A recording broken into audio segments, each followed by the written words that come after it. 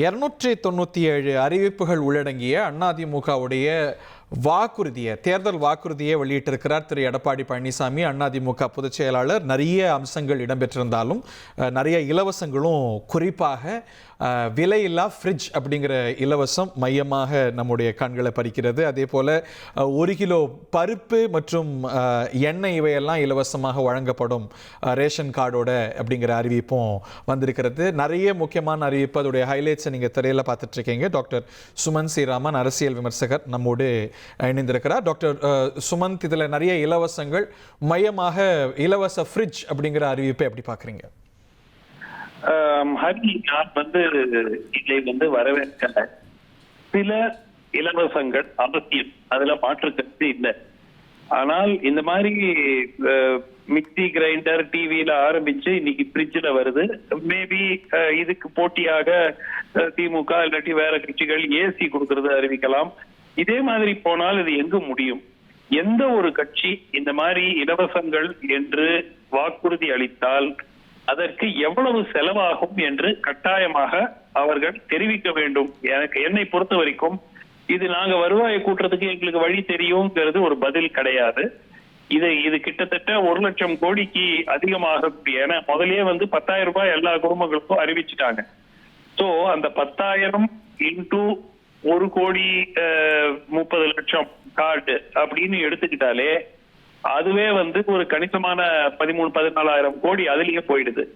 அதற்கு பிறகு மாதம் 2,000, மாதம் 2,000 24,000, அது ஒரு 30,000 கோடி.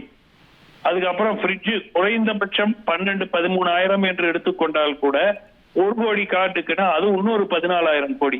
இதுக்கெல்லாம் எங்கு பணம் வரப்போகிறது? ஏற்கனவே 11 லட்சம் கோடி கடனில் இருக்கக்கூடிய இலவசமா வந்ததுல இருந்து இதெல்லாம் சாத்தியமா, எப்படி சாத்தியம்னு நம்ம கேட்டுட்டே இருக்கோம். அதை தாண்டி வந்துகிட்டே இருக்கு, அவங்களும் சமாளிச்சுக்கிட்டே இருக்கிறாங்க. அதெல்லாம் சமாளிச்சவங்க இதை சமாளிக்க மாட்டாங்களா? சமாளிக்கிறதுங்கிறது ஹரி, கடன் வாங்கி சமாளிக்கிறதுங்கிறது ஒரு பெரிய சாமர்த்தியம் என்று நாம் எடுத்துக்கொள்ள முடியாது. திமுக செய்தாலும் தப்பு, அதிமுக செய்தாலும் தப்பு.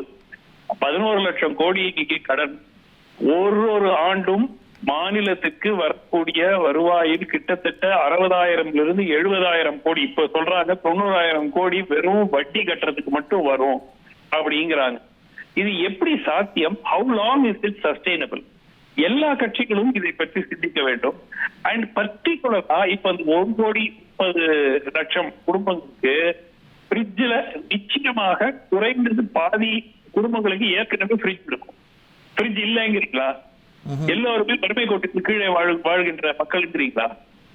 நிச்சயமாக அவங்க வகைப்படுத்தி இருக்காங்க. அரிசி அட்டைதாரர்களுக்கு தான் ஃப்ரிட்ஜ் சொல்றாங்க, சக்கரை வச்சிருக்காங்களுக்கு எண்ணிக்கை எவ்வளவு சொல்லுங்க? எண்ணிக்கை எவ்வளவு? அதுவே 1 கோடிக்கு மேல வச்சிருக்கீங்களா? இருக்கு. அதுதான் அரிசி அட்டைதாரர்கள் தான் பெரும்பாலும். நீங்க என்ன சொல்றீங்க?